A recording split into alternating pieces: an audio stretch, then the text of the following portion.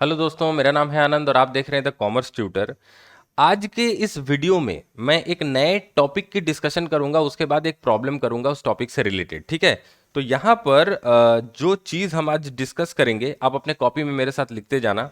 वो है loss in consignment business, या लॉस इन कंसाइनमेंट ही लिखते हैं। ठीक है।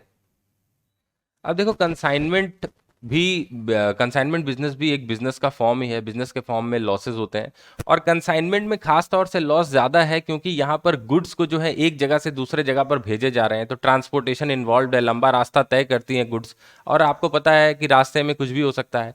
कभी गुड्स डैमेज हो जाते हैं, कांच के सामान हुए तो फूट सकते हैं।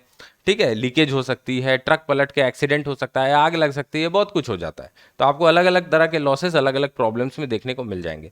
अब लॉसेस जनरली ना दो कैटेगरी के होते हैं। ठीक है, मैं दो कैटेगरीज में इनको डिवाइड करता हूं। एक होता है नॉर्मल लॉस, और दूसरा होता है एबनॉर्मल लॉस। ओके। मुझे जहां तक लगता है कि आपको इन दोनों लॉसेस के बारे में पता होगा, क्योंकि कंसाइनमेंट बिजनेस की बात अगर न भी करें, नॉर्मल बिजनेस की बात करें, तो उनमें भी नॉर्मल लॉस और एबनॉर्मल लॉस का कॉन्सेप्ट है। ठीक है ना, वहां पर भी हमको देखने को मिलता है। पर यहां पर हम कंसाइनमेंट बिजनेस की बात कर रहे हैं, तो कंसाइनमेंट बिजनेस पर ही कंसेंट्रेट करेंगे अपने डिस्कशन को करते हुए। तो सबसे पहले मैं आपसे नॉर्मल लॉस की बात करूंगा। किसकी बात? नॉर्मल लॉस की। अब देखो, नॉर्मल लॉस जो है ना, इसको थोड़ा सा सीधा कर लो। हाँ। अब देखो, नॉर्मल लॉस जो है ना, ये क्या होता है?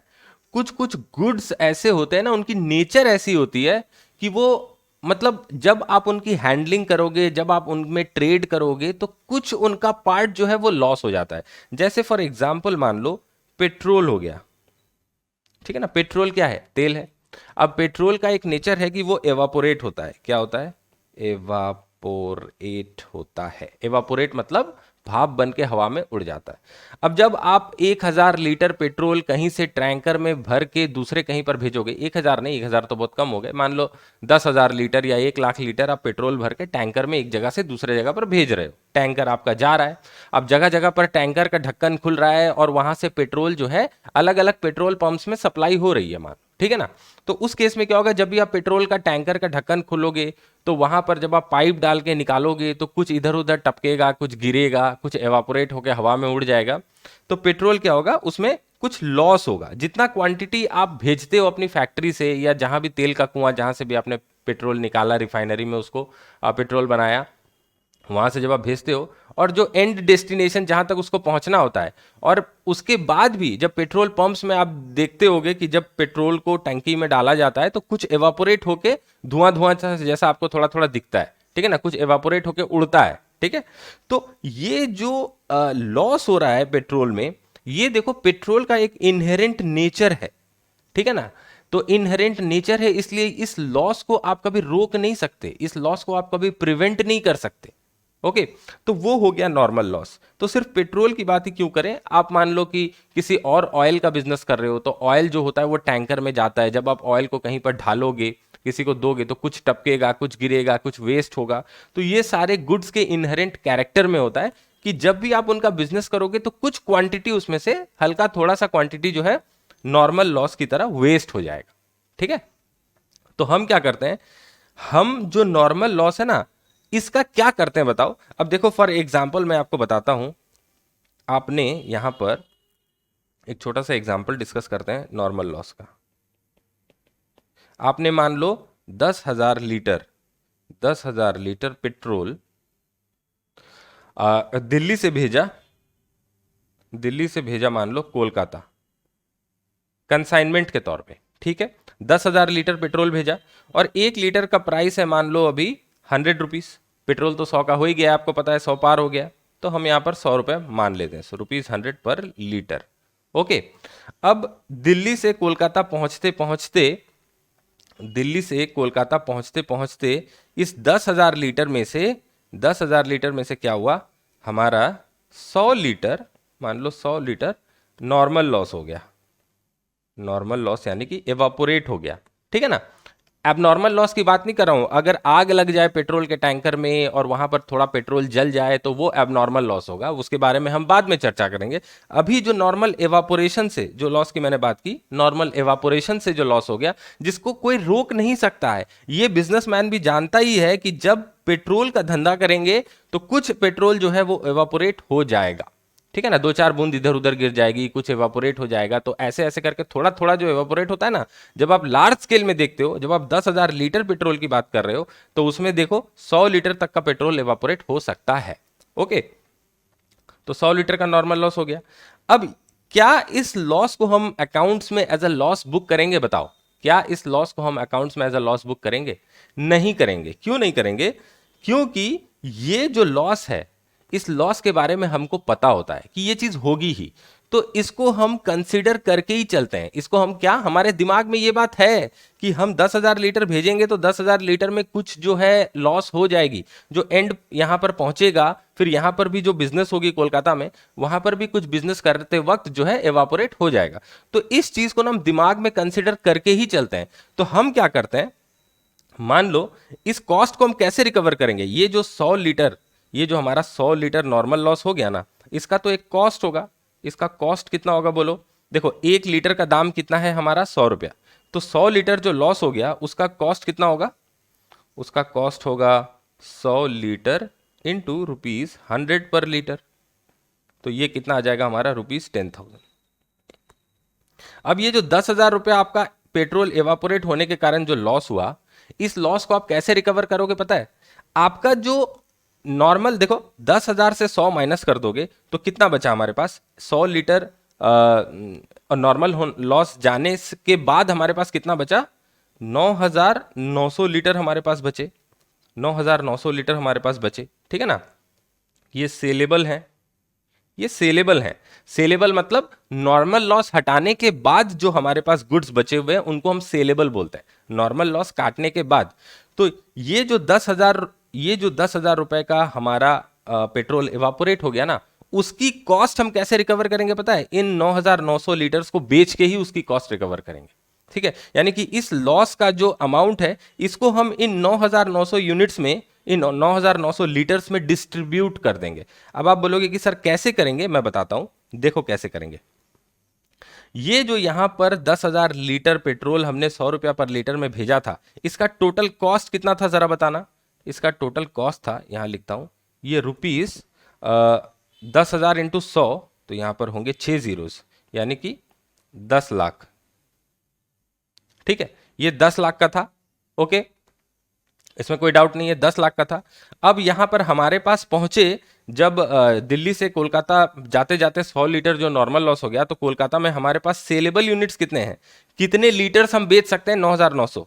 तो हम क्या मानेंगे कि ये जो 10 लाख कॉस्ट थी ना हमारी, ये 10 लाख कॉस्ट, ये 9,900 लीटर की कॉस्ट है। क्या मानेंगे? ये 9,900 लीटर की कॉस्ट है। तो पर लीटर कॉस्ट हम रिवाइज कर देंगे, पर लीटर कॉस्ट हम रिवाइज कर देंगे। तो हमारा अब पर लीटर कॉस्ट कितना आएगा?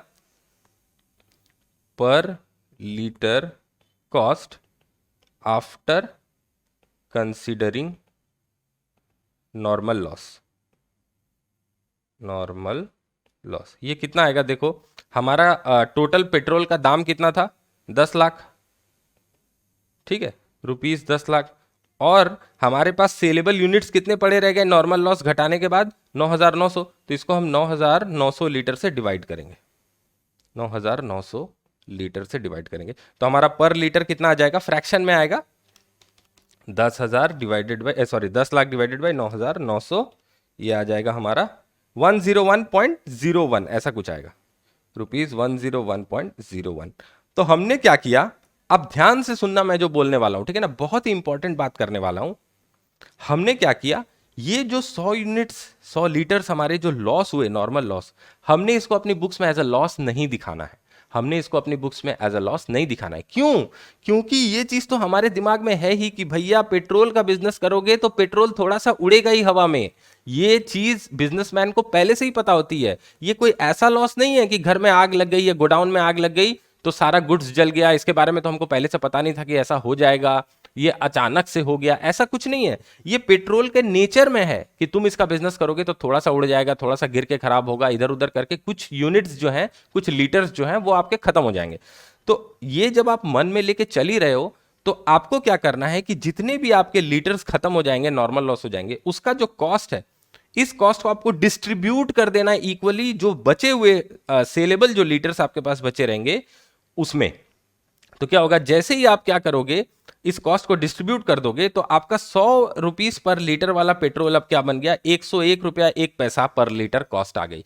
ये कॉस्ट 1 रुपया 1 पैसा पर लीटर कैसे बढ़ी, ये कॉस्ट 1 रुपया 1 पैसा पर लीटर कैसे बढ़ी, क्योंकि हमने जो नॉर्मल लॉस जो 100 लीटर हो गए थे, उसका जो 10,000 रुपए का जो कॉस्ट था, उसका जो 10,000 रुपए का जो कॉस्ट था, वो हमने गुड यूनिट्स में डिस्ट्रीब्यूट कर दिया। तो हमारा पेट्रोल का प्राइस 100 रुपए पर लीटर से 101 रुपया 1 पैसा पर लीटर पहुंच गया। अब हम इसमें कुछ प्रॉफिट ऐड करेंगे, मान लो पेट्रोल में 5 रुपया प्रॉफिट ऐड करेंगे और 106 रुपया 1 पैसा में बेच देंगे, ठीक है ना। तो हम अपना प्रॉफिट वैसे कमा लेंगे। तो हम क्या करते हैं, नॉर्मल लॉस का जो भी हमारा कॉस्ट आता है, नॉर्मल लॉस का जो भी हमारा कॉस्ट आता है, उसको गुड यूनिट्स में डिस्ट्रीब्यूट कर देते हैं, उसको एज अ लॉस हम बुक नहीं करते हैं, ठीक है। तो देखो यहां पर तो मैंने बहुत डिटेल में कैलकुलेशन किया, वैसा करने की कोई जरूरत नहीं है। आपका जितना भी गुड्स चलेगा कंसाइनमेंट में, और फाइनली आपका नॉर्मल लॉस घटाने के बाद जितना भी सेलेबल होगा, जितना भी सेलेबल होगा, उसका टोटल गुड्स का कॉस्ट को आप सेलेबल यूनिट से डिवाइड करके अपना क्या कहते हैं, वैल्यू ऑफ स्टॉक लगा लेना, तो ऑटोमेटिक नॉर्मल लॉस की जो है इफेक्ट पड़ जाएगी, ठीक है ना। तो हमारा 10 लाख रुपए का माल चला था दिल्ली से, और कोलकाता पहुंचते पहुंचते वो 9,900 लीटर रह गया। तो हम क्या मानेंगे, हमारा जो 10 लाख रुपए का कॉस्ट है वो 9,900 लीटर का ही है, वो 9,900 लीटर का ही है। तो हमारा पर लीटर कॉस्ट कितना आ गया, 101 रुपया 1 पैसा। अकाउंटिंग करने की कोई जरूरत नहीं है, बस कैलकुलेशन करते समय इस 100 लीटर का एडजस्टमेंट दे देना है और कुछ नहीं करना, ठीक है ना। जब आप रिवाइज्ड आफ्टर नॉर्मल लॉस जो पर लीटर कॉस्ट निकालोगे, तो आप क्या करोगे, जितने लीटर आपने भेजे थे उससे बस आप माइनस कर दोगे जितना आपका नॉर्मल लॉस हो गया, और टोटल कॉस्ट से आप उसको डिवाइड कर दोगे। तो डिवाइड करने से आपका न्यू रेट आ जाएगा, नॉर्मल लॉस घटाने के बाद या नॉर्मल लॉस कंसीडर करने के बाद जो आपका न्यू कॉस्ट पर यूनिट है वो आ जाएगा, ₹101.01 पर लीटर, ठीक है, पर लीटर। तो आशा करता हूं कि नॉर्मल लॉस का कॉन्सेप्ट जो है वो आपको समझ में आ गया होगा।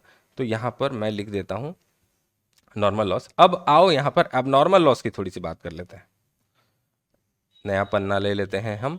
ओके, आशा करता हूं कि आपको नॉर्मल लॉस समझ में आ गया। अगर समझ में आ गया तो एक बार वीडियो को पॉज करके कमेंट में लिख दो कि सर नॉर्मल लॉस हमको बिल्कुल समझ में आ गया, और लाइक जरूर कर देना वीडियो को, ठीक है ना। इससे समझ में आ जाएगा मुझे कि आपको नॉर्मल लॉस का कॉन्सेप्ट समझ में आ गया, ठीक है। अब इसकी अकाउंटिंग वगैरह कैसे होगी, अभी जो मैं प्रॉब्लम करूंगा ना आगे, तो उस प्रॉब्लम में आपको आराम से समझ में आ जाएगा कि ये क्या हो गया,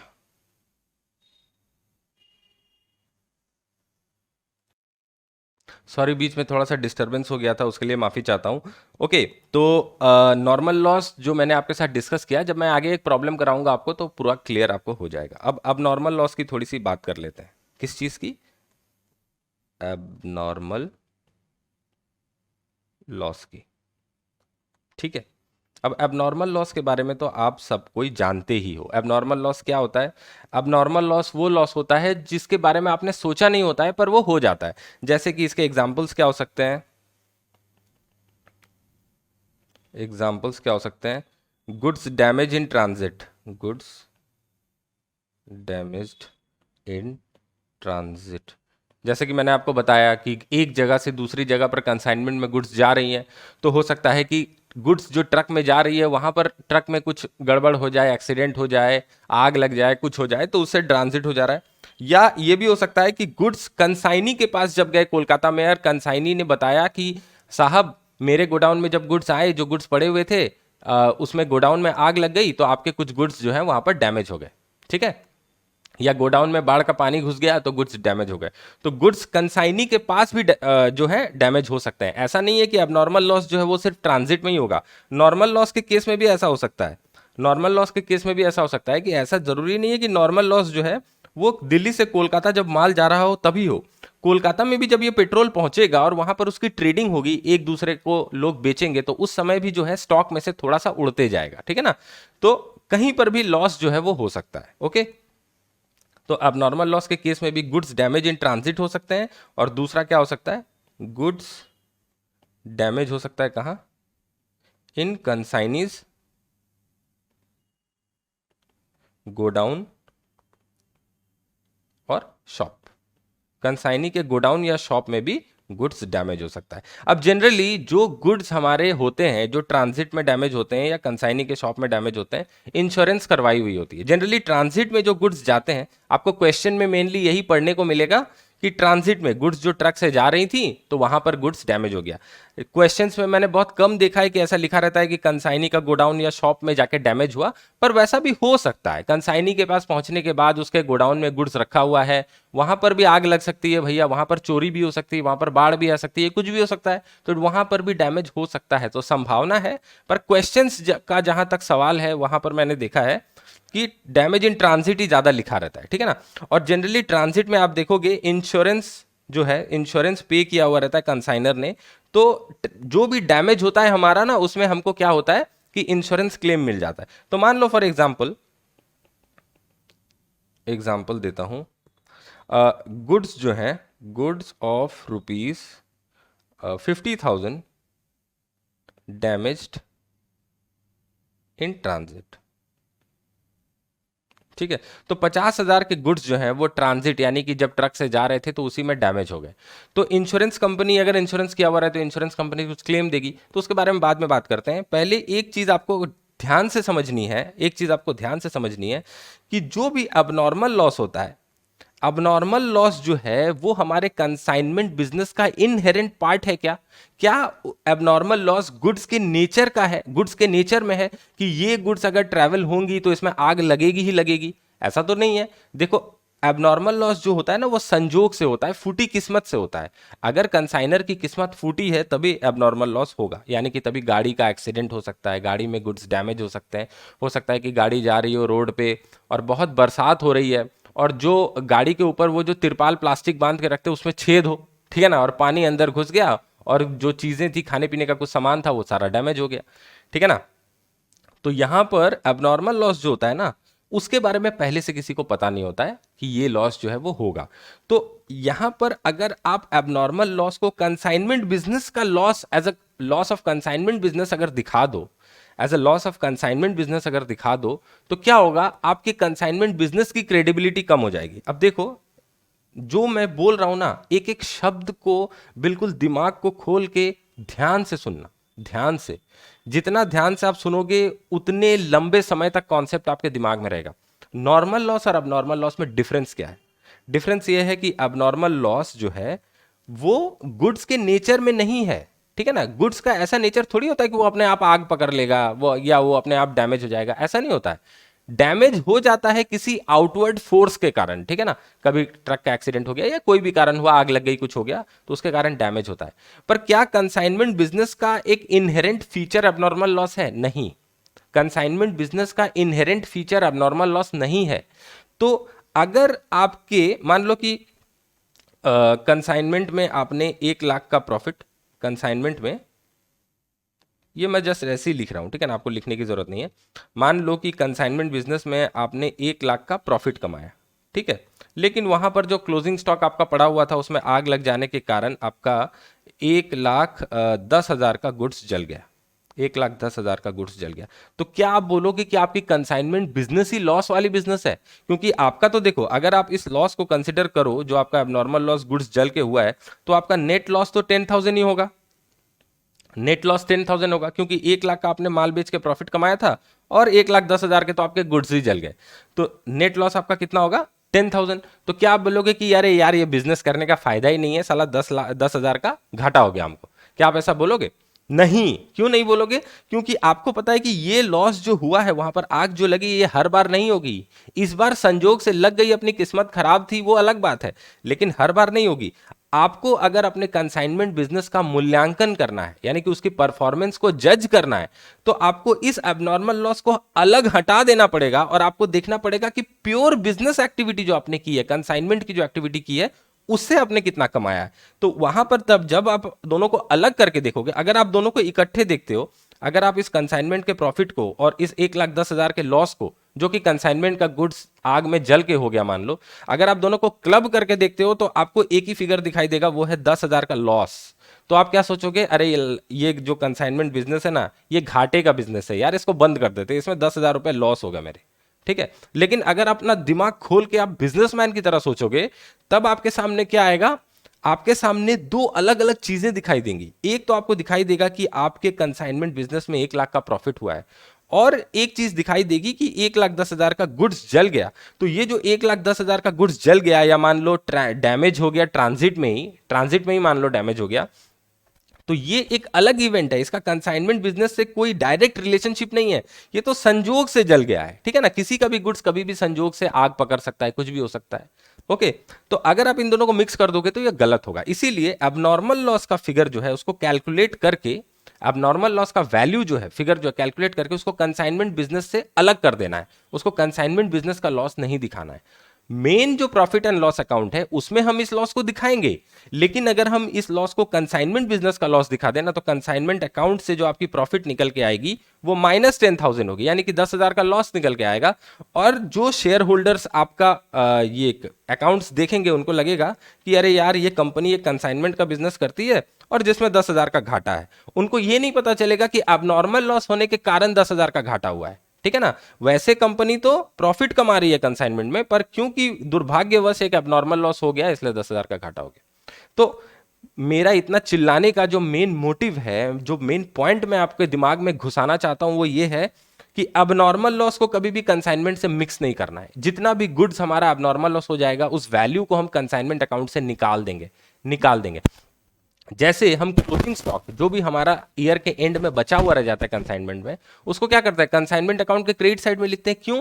क्योंकि इस साल तो वो गुड्स बिका ही नहीं, तो प्रॉफिट और लॉस के कैलकुलेशन तो उसको थोड़ी ना लेना है, नहीं लेना है हमको, तो उसको हटा देते हैं। हम क्या करते हैं, क्लोजिंग स्टॉक को कंसाइनमेंट अकाउंट के क्रेडिट साइड में लिख देते हैं। ठीक है ना, उसी तरह जो गुड्स हमारे एबनॉर्मल लॉस हो जाएंगे, जो गुड्स हमारे एबनॉर्मल लॉस हो जाएंगे उसको भी हम कंसाइनमेंट अकाउंट से निकाल देंगे। निकालने के लिए हमको क्या करना पड़ेगा, जब आप गुड्स भेजते हो तो आप कंसाइनमेंट अकाउंट डेबिट करते हो, कंसाइनमेंट अकाउंट डेबिट करते हो, और गुड्स सेंट ऑन कंसाइनमेंट जो है इसको क्रेडिट करते हो।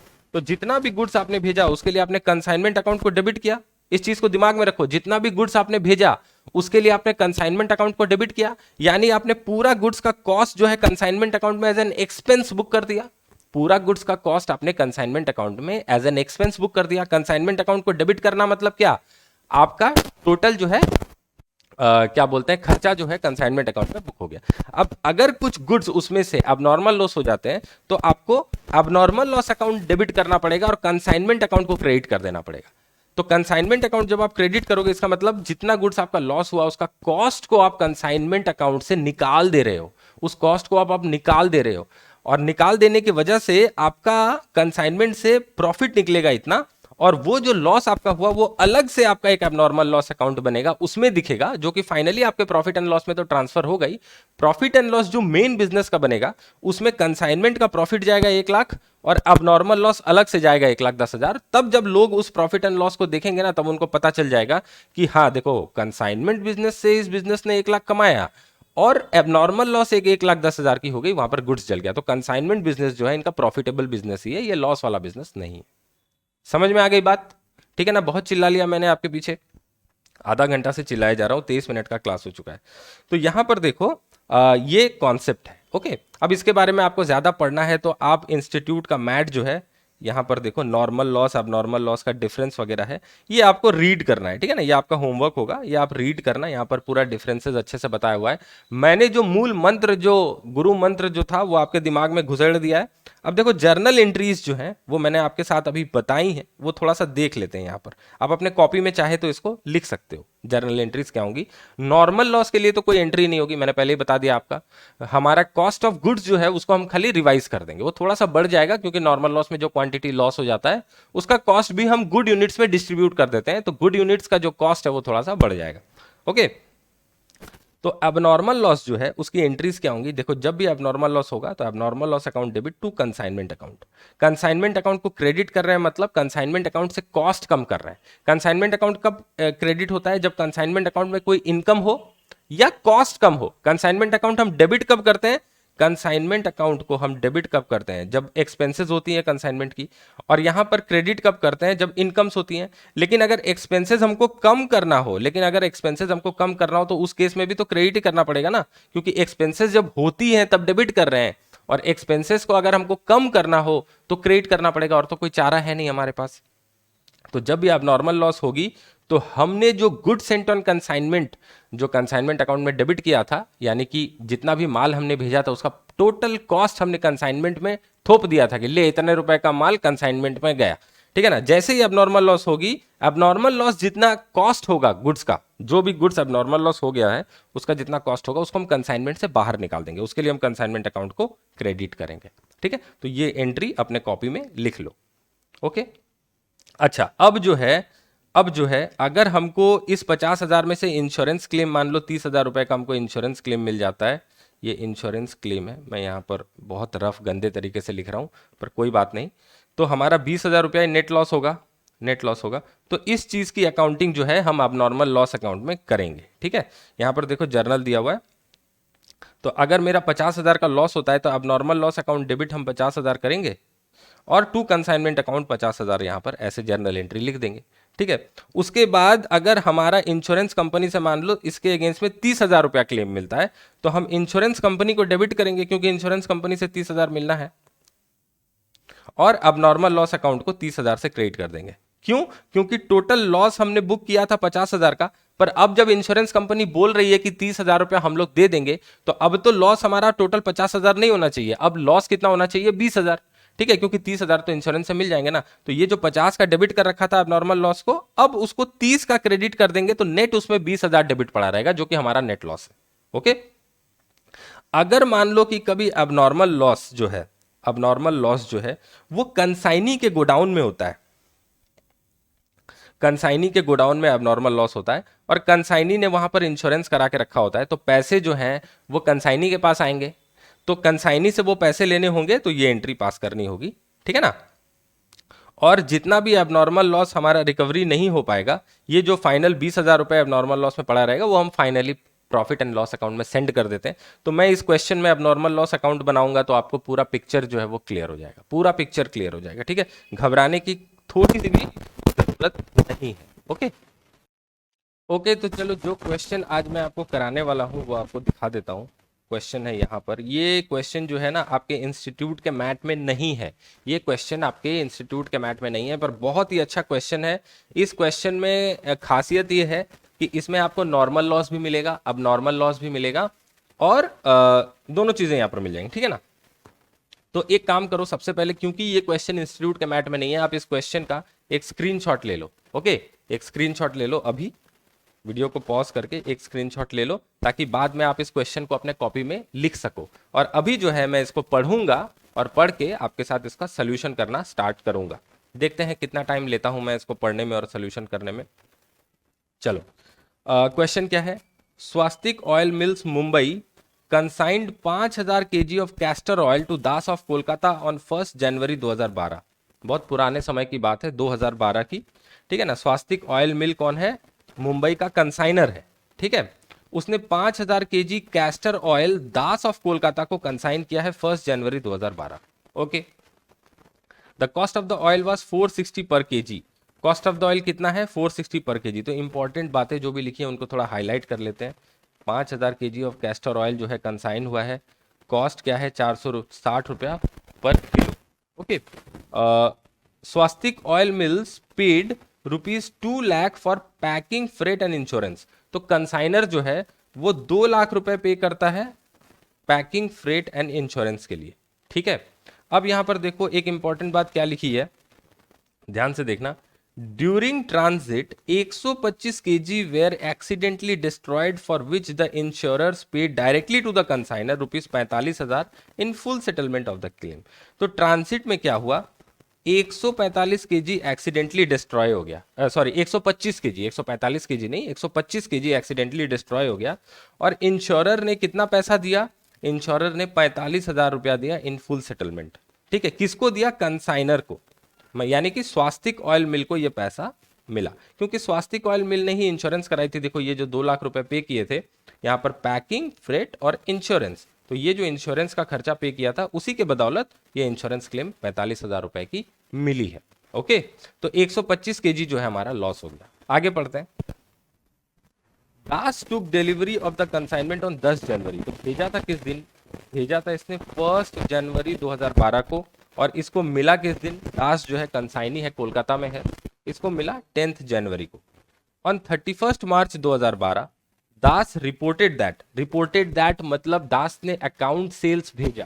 दास रिपोर्टेड, वो कैसे रिपोर्ट करेगा? वो एक रिपोर्ट बना के भेजेगा। उस स्टेटमेंट को क्या बोलते हैं हम? अकाउंट सेल्स, ठीक है ना। तो दास ने क्या रिपोर्ट किया? देखो 3750 केजी वेयर सोल्ड एट ₹600। दास ने कितना सेल किया है? 3750 केजी 600 रुपए में, पर 600 रुपए पर केजी। पूरा 3750 केजी 600 रुपए में नहीं बेचा है, ये 600 रुपए पर केजी होगा। ये आपको समझना पड़ेगा, यहाँ पर लिखा नहीं है पर आपको समझना पड़ेगा, ठीक है ना। क्योंकि यहाँ पर देखो गुड्स की कॉस्ट कितनी थी? 460 रुपया पर केजी था कॉस्ट, तो 600 रुपया पर केजी जो है वो सेल हुई। ओके, उसके बाद देखो क्या लिखा है। The expenses being on godown rent 30,000, advertisement 40,000, salesman salary 64,000। तो 3 एक्सपेंसेस किए हैं। गोडाउन रेंट है 30,000 के, एडवर्टीजमेंट 40,000 का, और सेल्समैन सैलरी है 64,000। ठीक है, सिंपल है। Das is entitle to a commission of 3% plus 1.5% जो है वो डेल क्रेडिटर कमीशन है। 1.5% डेल क्रेडिटर कमीशन है। अब डेल क्रेडिटर कमीशन तो मैंने आपको ऑलरेडी बता रखा है कि डेल क्रेडिटर कमीशन क्या है। अगर कोई बैड डेट होती है, अगर कुछ पैसा डूबता है डेटर से, जो सेल हुई है उसमें से, तो डेल क्रेडिटर कमीशन देने का मतलब ये है कि वो लॉस जो है वो कंसाइनी को उठाना पड़ेगा। कंसाइनर बैड डेट्स का कोई भी लॉस बियर नहीं करे। ठीक है, तो टोटल कमीशन कितना है? देखो 3% नॉर्मल कमीशन और 1.5% है डेल क्रेडिटर कमीशन। ओके, अच्छा, उसके बाद क्या लिखा है? A party which had bought 500 kg was able to pay only 80% of the amount due from it. एक बंदे ने 500 किलो माल खरीदा था, 500 किलो कैस्टर ऑयल खरीदा था, और वो 80% दे पाया। ध्यान से लैंग्वेज को देखो, was able to pay only 80%। तो 80% दे पाया था, इसका मतलब 20% बैड डेट हुए हैं। 80% दे पाया था, इसका मतलब 20% बैड डेट हुए। ऐसा मत समझ लेना कि 80% ही बैड डेट होगी, ठीक है ना। क्वेश्चन की लैंग्वेज को ध्यान से पढ़ना बहुत जरूरी है, क्योंकि देखो कंसाइनमेंट के प्रॉब्लम्स में ना कोई रूल्स डिफाइंड नहीं होते कि इतना परसेंट कमीशन इस पे ही होगा। जो भी क्वेश्चन में बोल दे बस हमको वही भगवत गीता मान के चलना है। जो भी क्वेश्चन में बोला हुआ रहे, अगर वो बोले कि ट्रांसपोर्टेशन कॉस्ट भी सेल प्राइस पे डिपेंड करेगा, ट्रांसपोर्टेशन कॉस्ट भी सेल प्राइस का इतना परसेंट होगा, तो हम वही मान के चलेंगे, ठीक है ना। जबकि ऐसा जनरली लॉजिकल होता नहीं है कि सेल प्राइस पे कैसे ट्रांसपोर्टेशन कॉस्ट हो सकता है। तो जो भी क्वेश्चन बोले हमको वही मान के चलना है, ठीक है ना। क्वेश्चन का इंफॉर्मेशन अगर आपको लॉजिकल ना भी लगे तो भी एग्जाम हॉल में आप उसी को सच मान के चलना, क्योंकि क्वेश्चन ही हमारा सब कुछ है। तो क्वेश्चन ने क्या बोला है कि एक पार्टी जिसने 500 किलो माल खरीदा था, एक पार्टी जिसने 500 किलो माल खरीदा था, वो सिर्फ 80% दे पाया, ठीक है, तो 20% बैड डेट हो गए। ओके, तो इसको थोड़ा सा हाईलाइट कर देते हैं। अब party which had bought 500 kg was able to pay only 80%, ठीक है। अब देखो फाइनल चीज क्या लिखी है। Das reported a loss of 50 kg due to leakage. अब बताओ ये चीज क्या है? Das reported a loss of 50 kg due to leakage. ये है महाशय आपका नॉर्मल लॉस। ये जो 50 kg है ना, ये क्या हुआ? तेल जब आप ढालते हो इधर उधर, तेल बेच रहा है, देखो कैस्टर ऑयल बेच रहा है यहाँ पर, तो इधर से उधर ढालेगा, उधर से इधर ढालेगा, तो डब्बे से थोड़ा टपकेगा, थोड़ा लीक होगा इधर उधर। तो ये चीज देखो तेल के बिजनेस में ये आम बात है, ये चीज होनी ही है, इसको आप रोक नहीं सकते। तो ये जो 50 kg का लॉस हमारा यहाँ पर हुआ है, ये हमारा नॉर्मल लॉस, ठीक है, इसका ध्यान रखना। अच्छा, अब देखो लास्ट में क्या लिखा है।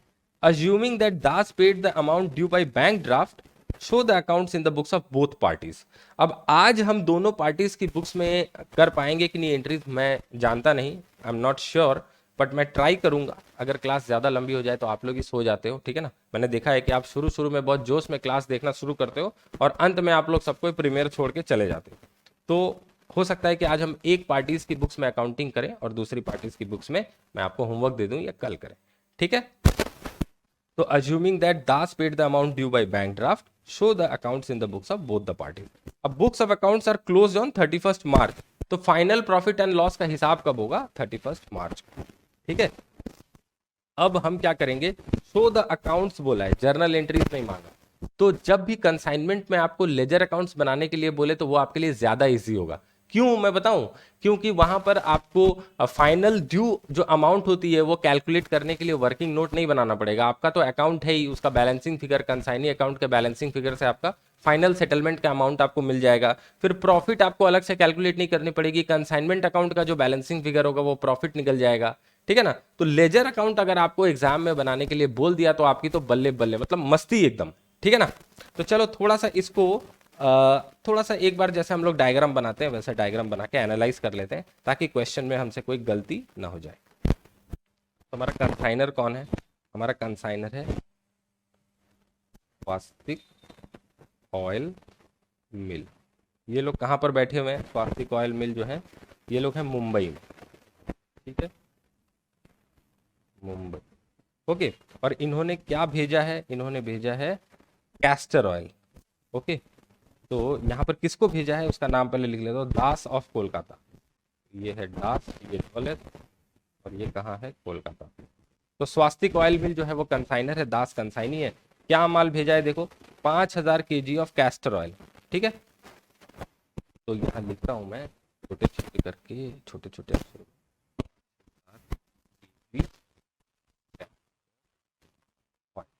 ठीक है, ये कितना प्राइस में भेजा है इसने?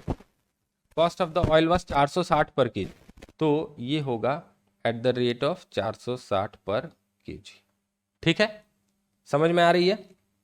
ज़्यादा छोटा तो नहीं लिख रहा हूँ? नहीं, चलो कोई बात नहीं। 460 रुपया पर केजी में भेजा है। ओके, इसके बाद क्या है? 1 जनवरी 2012 को भेजा है यहाँ पर, 1 जनवरी 2012 को ये भेजा। Okay, Swastik mills paid ₹2 lakh on packing, freight and insurance. तो स्वास्तिक ऑयल मिल का जो एक्सपेंसेस है, इसके एक्सपेंसेस क्या है? 2 लाख के फ्रेट, पैकिंग और इंश्योरेंस। ठीक है, ये 3 चीज पे इसका एक्सपेंस कितना हुआ है? 2 लाख रुपए। ओके, अब इसके बाद क्या है? देखो 125 केजी एक्सीडेंटली डिस्ट्रॉय हो गया, तो यहां पर मैं नीचे लिख देता हूं 125 केजी जो है ये है abnormal loss, ABLOSS। abnormal loss है, एक्सीडेंटली डिस्ट्रॉय हुआ मतलब ये abnormal लॉस है, नॉर्मल लॉस नहीं है। ठीक है, और इसका हमको इंश्योरेंस क्लेम कितना मिला? इंश्योरेंस क्लेम जो है वो कितना मिला? 45,000 रुपए। तो 45,000 रुपए फुल सेटलमेंट में हमको, वो भी यहाँ पर लिख देता हूँ। ठीक, यहाँ तक लिख दिया मैंने। अब देखो आगे क्या लिखा है, Das took delivery of the consignment on 10th January. तो दास को कंसाइनमेंट कब मिला? दास को मिला 10th जनवरी 2012। तो माल जो मुंबई से चला था वो कोलकाता 10 दिन में पहुंचा है। ओके, उसके बाद क्या है, दास ने क्या किया? दास रिपोर्टेड दैट। अब दास का यहाँ पर क्या क्या हुआ वो देखो। सेल, सेल दास ने कितने का किया है? 3750 केजी 600 रुपए में। देखो यहाँ लिखा हुआ है 3750 केजी 600 रुपए में। तो यहाँ पर सेल होगी 3750 केजी एट 600। तो ये फिगर कितना आता है ये एक बार देख लेते हैं।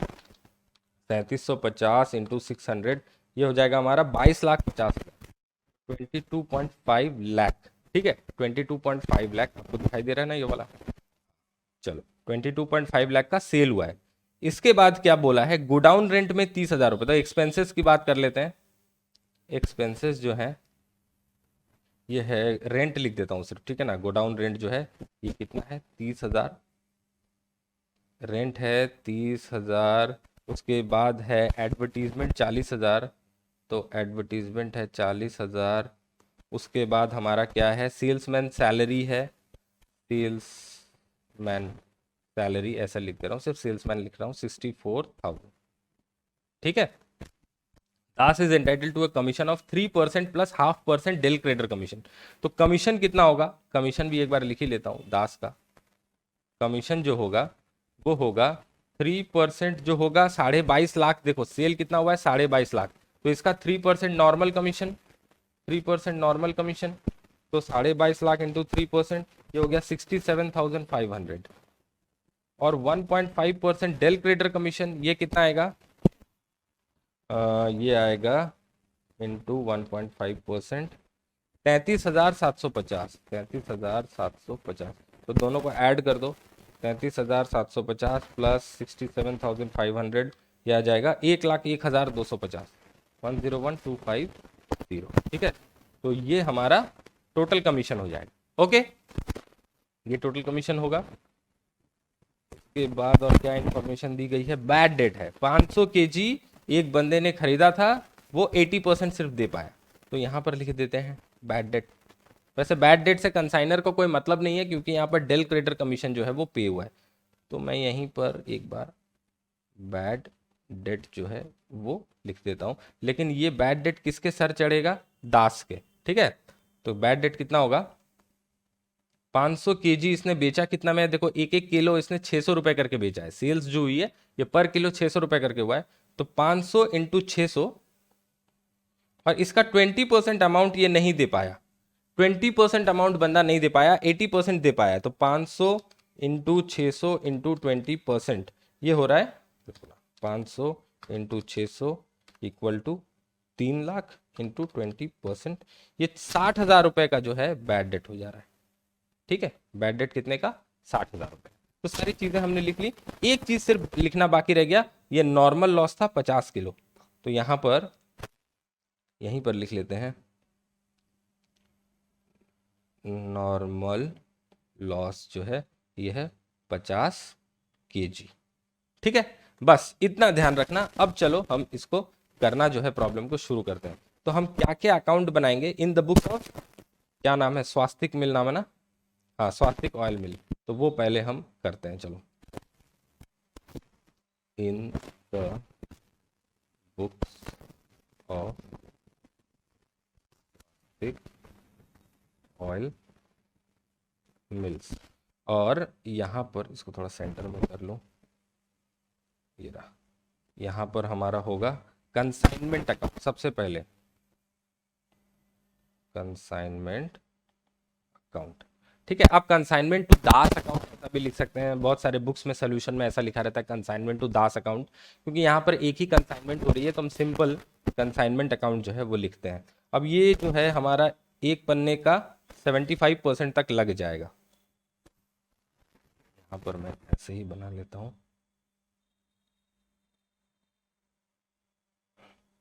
इतना लंबा। इस पेज में मैं सिर्फ कंसाइनमेंट अकाउंट ही बनाता हूँ। ओके, ये अमाउंट का कॉलम भी बना ही लेते हैं।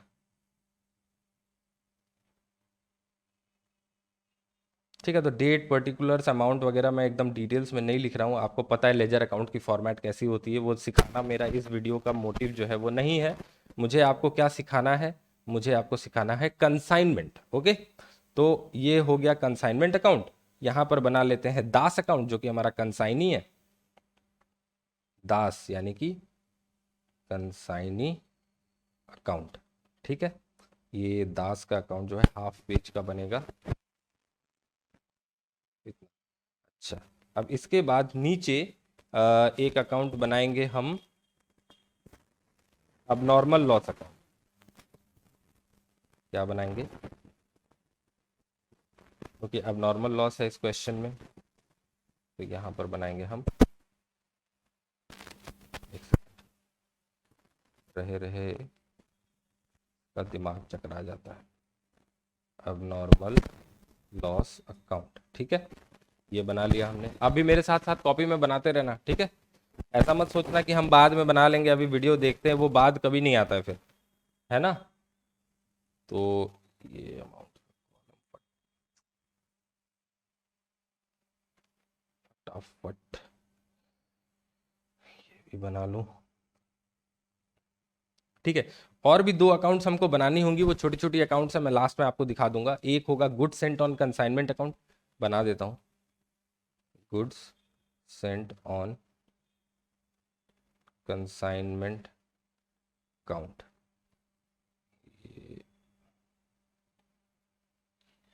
ठीक है, ये हो गया हमारा goods sent on consignment account, और एक होगा कंसाइनमेंट स्टॉक अकाउंट। ये एक एक लाइन के अकाउंट्स है, बस एक एक लाइन की एंट्रीज होंगी इनमें। कंसाइनमेंट स्टॉक, इसमें हम क्या रिकॉर्ड करेंगे पता है, क्लोजिंग स्टॉक और कुछ नहीं। Good Saint on consignment debit और क्रेडिट। अब चलो फटाफट जो है रिकॉर्डिंग स्टार्ट करते हैं। तो सबसे पहले कंसाइनमेंट अकाउंट में देखो, यहां पर तो सारी चीजें मैंने बना के रखी हैं, अब क्वेश्चन नहीं भी देखोगे तो भी चल जाएगा। सबसे पहले देखो इधर 5000 केजी कैस्टर ऑयल 460 रुपए पर किलो में कंसाइनमेंट हुई। 5000 केजी कैस्टर ऑयल 460 रुपए पर किलो में कंसाइनमेंट हुई। तो एंट्री क्या होगी जब गुड्स भेजे जाते हैं कंसाइनमेंट में? Consignment account debit to goods sent on consignment. तो कंसाइनमेंट अकाउंट के डेबिट साइड में लिखो, यहां पर डेट दे देता हूं 1 जनवरी 2012 to goods sent on consignment account में शॉर्ट में लिख रहा हूं, ठीक है ना। और यहां पर क्या हमने भेजा है? 5000 किलो एट 460 रुपए। 5000 इंटू 460, ये हो गया हमारा 23 लाख रुपए का गुड्स जो है हमने भेज दिया। 5000 इंटू 460। तो अरे यार ये कॉलम जो है थोड़ा पतला हो गया, इसको इधर कर देता हूँ, इसको भी थोड़ा इधर कर देता हूँ, ठीक है। यहाँ पर अमाउंट कितना हमको लिखना है? 23 लाख, ठीक है। तो गुड सेंट ऑन कंसाइनमेंट जो है वो हमने लिख दिया। अब इसके बाद देखो, यहां पर हमारे स्वास्तिक ऑयल मिल जिसने भेजा था गुड्स, अच्छा सॉरी, ये गुड सेंट ऑन कंसाइनमेंट में इसकी क्रॉस एंट्री मैंने नहीं की। Good Saint on consignment account में जल्दी से कर देते हैं, 1 जनवरी 2012 को बाय कंसाइनमेंट अकाउंट, ये कितने का होगा? 23 लाख का, ठीक है। चलो अब जो मैं बोल रहा था वहां वापस चलते हैं। देखो कंसाइनमेंट में गुड्स तो भेज दिए, गुड्स भेजते समय क्या किया था? एक्सपेंसेस 2 लाख रुपया का फ्रेट पैकिंग एंड इंश्योरेंस, ठीक है।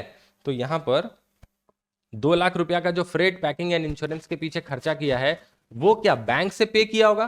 तो consignment account debit to bank, यही एंट्री होगी, consignment account debit to bank. तो यहां पर इसी डेट को हम क्या लिखेंगे? To bank. और यहां पर क्या लिखेंगे ब्रैकेट में? पैकिंग फ्रेट इंश्योरेंस, ठीक है। कितने का? 2 लाख का। तो देखो कंसाइनमेंट अकाउंट का ना मैं यहां पर दूसरे कलर से लिख देता हूं, इस साइड में एक्सपेंसेस आते हैं और इस साइड में इनकम्स, ठीक है। तो जो भी ये चीज आप अपने दिमाग में एक छवि बना लेना कि कंसाइनमेंट अकाउंट में जब भी आप डायरेक्ट लेजर अकाउंट बना रहे हो विदाउट जर्नल एंट्री किए हुए, तो डेबिट साइड में सारे एक्सपेंसेस आपको लिखने पड़ेंगे, क्रेडिट साइड में इनकम्स। और कभी अगर आपको किसी कारणवश एक्सपेंसेस कम करने पड़ जाए तो वो आपको क्रेडिट साइड में लिखना पड़ेगा। ऑब्वियसली जब एक्सपेंसेस होती है तो डेबिट साइड में लिखते हो, कम करना है तो क्रेडिट साइड में, ठीक है ना। चलो तो ये एंट्री हमने कर दी, एक्सपेंसेस की एंट्री हमने कर दी, इसकी एंट्री हमने कर दी, और यहाँ जो कैस्टर ऑयल भेजा है 460 किलो, इसकी एंट्री भी हमने कर दी। अब हमारा क्या हो रहा है? जब जा रहा है गुड्स तो एबनॉर्मल लॉस हो रहा है, तो 125 केजी हमारा एबनॉर्मल लॉस हुआ है, इसकी वैल्यूएशन करनी पड़ेगी। तो चलो एक वर्किंग नोट बनाते हैं, यहीं पर बना लेता हूं छोटे से, ओके।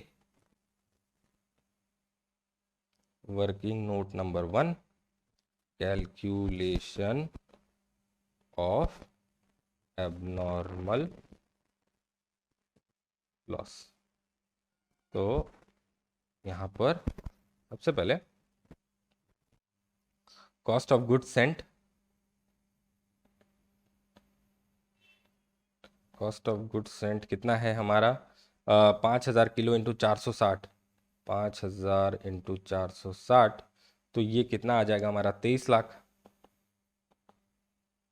रुपीस, 23 लाख, ठीक है ना। और उसके बाद add non recurring expenses.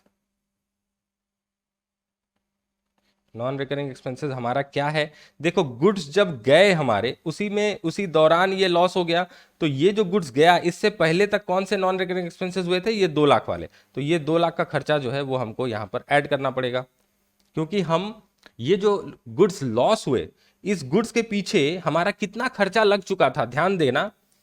5000 KG castor oil का कॉस्ट था हमारा 460 रुपए, ठीक है ना, पर केजी। और साथ में क्या हुआ देखो, 2 लाख रुपए का हमने फ्रेट पैकिंग इंश्योरेंस पे किया था जब हमने गुड्स को यहां से रवाना किया था। तो इस जो परचेज प्राइस जो हमारा कॉस्ट प्राइस जो है, इसमें ये 2 लाख रुपए हमको ऐड करना पड़ेगा, क्योंकि यहां से जब गुड्स रवाना हुए थे तो इन पे ये कॉस्ट ऑलरेडी लग चुका था, इन पे ये कॉस्ट ऑलरेडी लग चुका था। अब जब ये रवाना होते होते जाते जाते बीच में डिस्ट्रॉय हो गए, तो इसका मतलब ये जो कॉस्ट लग गई थी 125 केजी के पीछे इसमें भी जो कॉस्ट, ये वाला कॉस्ट का कंपोनेंट जो लगा हुआ था वो भी तो हमारा खत्म हो गया ना। उसके पीछे जो आपने पैकिंग खर्चा किया था, उसके पीछे जो आपने फ्रेट का खर्चा किया था, वो भी तो आपका डूब गया। गुड्स के ये 460 रुपया पर केजी के साथ, पर केजी पे आपका ये जो 2 लाख रुपए का जो कॉस्ट है पर केजी बेसिस पे जो था, वो प्रोपोर्शनेटली वो भी खराब हो गया, तो उसको भी हमको ऐड कर लेना पड़ेगा। तो एक तरह से अगर आप देखो तो क्लोजिंग स्टॉक की जैसे हम वैल्यूएशन करते हैं ना, सेम उसी तरह हम एबनॉर्मल लॉस की भी वैल्यू करेंगे। ठीक है। नॉन रिकरिंग एक्सपेंसेस जो है वो कितने के हुए थे? 2 लाख। तो टोटल कॉस्ट हमारा कितना हो गया? 25 लाख। तो कॉस्ट पर केजी कितना आया? देखो कॉस्ट पर केजी ये कितना होगा हमारा? 25 लाख डिवाइडेड बाई कितना केजी था? 5000 किलो, डिवाइडेड बाई 5000 केजी। तो ये हमारा आ जाएगा ना ज़रा, 25 लाख डिवाइडेड बाई 5000, रुपीज़ 500 पर किलो। रुपीज़ 500 पर किलो कॉस्ट थी। अब cost of 125 KG lost in transit कितना होगा? देखो 125 केजी 500 रुपया पर केजी था, उससे 125 मल्टीप्लाई कर दो तो हमारा 62,500 रुपीज़, 62,500 जो है हमारा लॉस हो गया। अब नॉर्मल लॉस कितने रुपए का हुआ? 62,500 का। तो ये वाला अब नॉर्मल लॉस जो है इसकी अकाउंटिंग चलो कर लेते हैं। 62,500 रुपए का अब नॉर्मल लॉस हुआ, और इंश्योरेंस कितना मिला? 45,000। ये याद रखना, इंश्योरेंस हमको कितना मिला? 45,000। अब ध्यान से देखो एक बार कंसाइनमेंट अकाउंट को देखो। मैंने आपको पहले ही बता दिया कि एबनॉर्मल लॉस जो है उसको हम कंसाइनमेंट अकाउंट के प्रॉफिट या लॉस में कंसीडर नहीं करेंगे। तो एबनॉर्मल लॉस की कैलकुलेशन हम सेपरेट करेंगे, उसके लिए हमने एबनॉर्मल लॉस का अकाउंट ऑलरेडी खोल रखा है। ठीक है ना। तो ये जो गुड सेंट ऑन कंसाइनमेंट हमने 23 लाख का ले रखा है, यहां पर कॉस्ट जो हमने कंसाइनमेंट में डाल दी है, तो इसमें तो टोटल 5000 केजी जो हमने भेजा है सबका कॉस्ट है। अब इसमें से जो 125 केजी गया, ठीक है ना, और उसके साथ देखो 2 लाख का हमने ये जो पैकिंग फ्रेट इंश्योरेंस वो कॉस्ट भी ले लिया है। तो टोटल 25 लाख का जो कॉस्ट है वो टोटल हमने कंसाइनमेंट के मत्थे थोप दिया है। ठीक है। अब इसमें से जो 125 केजी डैमेज हो गया, वो कॉस्ट ऑलरेडी जो यहाँ पर डेबिटेड है, यहां से निकालने के लिए क्रेडिट साइड में लिखना पड़ेगा, है ना। तो यहां पर क्या लिखेंगे हम? ये लॉस का पता हमको कब चल रहा है, कभी भी चल रहा है, डेट पता नहीं है, मैं यहां पर लिख रहा हूं बाय अब नॉर्मल लॉस। अमाउंट कितना है ये दे देंगे, वर्किंग नोट नंबर 1। अमाउंट हमारा कितना आया था अब नॉर्मल लॉस का? 62,500 ये अमाउंट है। ठीक है। तो यहाँ लिख देते हैं 62,500। सिंपल, इसमें आपको कोई डाउट नहीं होना चाहिए। अब आ जाओ अब नॉर्मल लॉस अकाउंट में। ये रहा हमारा अब नॉर्मल लॉस अकाउंट। ठीक है। अब नॉर्मल लॉस अकाउंट में उस कंसाइनमेंट अकाउंट में जो आपने क्रेडिट साइड एंट्री की थी उसकी करस्पॉन्डिंग पोस्टिंग जो होगी यहाँ डेबिट साइड में होगी। तो यहाँ क्या होगा? To consignment account. Total loss जो है 62,500 का हमने यहां ला दिया। अब देखो लॉसेस जो होते हैं, लॉसेस मॉडर्न अप्रोच याद है आपको, गोल्डन रूल्स भी याद है, तो उन सब चीजों में आप दोनों का निष्कर्ष निकालोगे तो लॉस हमेशा डेबिट होते हैं। अब देखो जैसे ही लॉस हुआ उसको हमने इस अकाउंट में, अब नॉर्मल लॉस अकाउंट में डेबिट कर दिया। डेबिट साइड में लिखा मतलब इस लॉस का एक डेबिट बैलेंस आ गया, इतना रुपए का लॉस हुआ। अब हमको इंश्योरेंस से कितने पैसे मिले? मिले नहीं है अभी तक, मतलब देखें मिले हैं कि नहीं मिले हैं। क्वेश्चन में क्या लिखा है? For which the insurers paid. अच्छा, क्वेश्चन में लिख दिया कि इंश्योरर ने हमको पे कर दिया है डायरेक्टली टू द कंसाइनर, यानी कि स्वास्तिक ऑयल मिल को पैसे मिल गए। तो यहां पर मैं सीधा बैंक अकाउंट लिख देता हूं। ठीक है, बाय बैंक अकाउंट। मैं ऐसा क्यों लिख रहा हूं? क्योंकि क्वेश्चन में लिखा हुआ है कि इंश्योरर ने हमको पैसा दे दिया 45,000। ठीक है, तो ये 45,000 जो है मैं यहां पर लिख दे रहा हूं, और ब्रैकेट में इंश्योरेंस क्लेम रिसीव्ड। ठीक है, और यहां पर लिख देता हूं goods damaged in transit. Goods damaged in transit, यहां पर 125 केजी ऐसे लिख देता हूं। ठीक है ना, 125 केजी, तो आपको याद रहेगा कि 125 केजी जो है वो डैमेज हो गया था। ठीक है, अब 62,500 रुपए के गुड्स थे, 45,000 का इंश्योरेंस मिल गया, तो नेट लॉस हमारा कितना हुआ? इससे 45,000 माइनस कर दो, आया 17,500। तो इस अकाउंट की कहानी अभी यहीं खत्म कर देते हैं, इसको बैलेंस कर लो, इसमें अब कुछ है नहीं। 62,500, इधर भी लिख दो 62,500।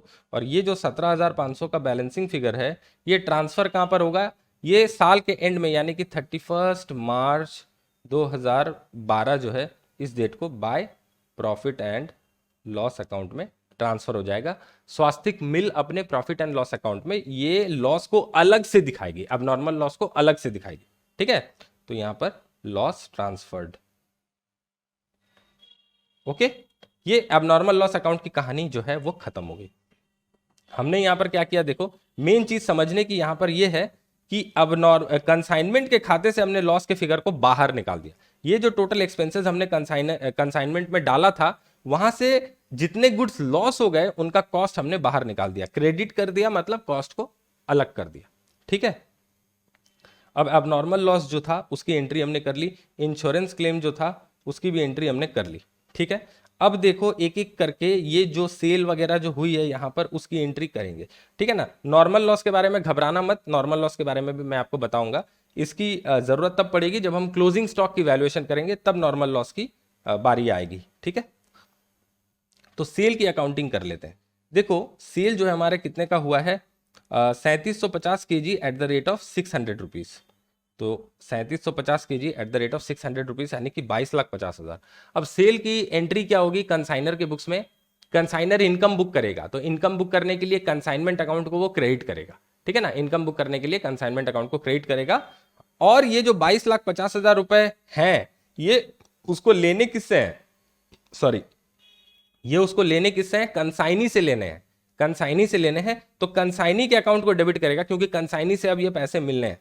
तो देखो कंसाइनमेंट अकाउंट में मैंने आपको बोला था कि क्रेडिट साइड में इनकम्स आती हैं, तो यहां पर बाय 22,50,000 तो वो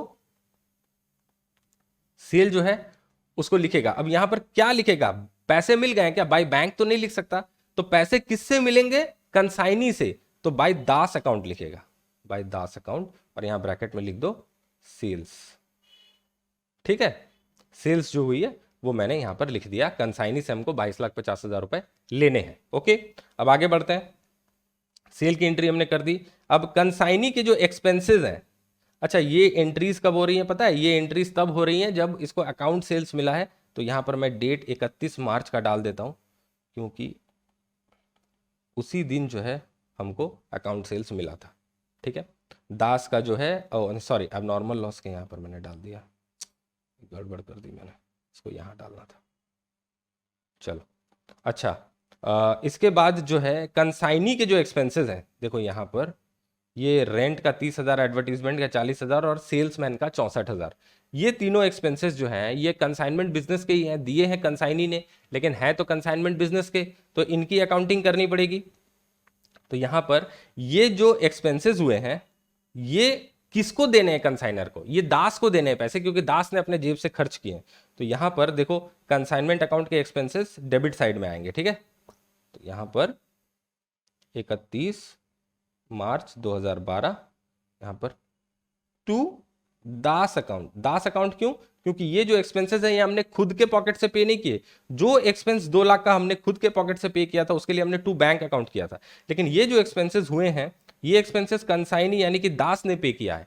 तो दास ने जब पे किया है, टोटल कितना होता है एक बार ऐड करके यहाँ पर, अच्छा अलग अलग लिख लेंगे, कोई बात नहीं है। जो भी एक्सपेंसेस हैं यहाँ पर पे हुए हैं वो दास ने किया है, लेकिन मिस्टर सॉरी स्वास्तिक ऑयल मिल को ये पैसे दास को देने पड़ेंगे। इसलिए अभी के लिए जब हम एक्सपेंसेस रिकॉर्ड कर रहे हैं तो हम ऐसा लिखेंगे कि ये पैसे हमको दास को देने हैं। तो कंसाइनमेंट अकाउंट को हमने डेबिट कर दिया क्योंकि कंसाइनमेंट के एक्सपेंसेस थे, और टू दास लिखेंगे क्योंकि दास को ये पैसे देने हैं, ओके। तो यहां पर क्या है? रेंट है, उसके बाद और क्या है? एडवर्टीजमेंट और सेल्समैन। रेंट है, एडवर्टीजमेंट है और सेल्समैन सैलरी है। तो रेंट का कितना पैसा था? रेंट का था 30, 40 और 64।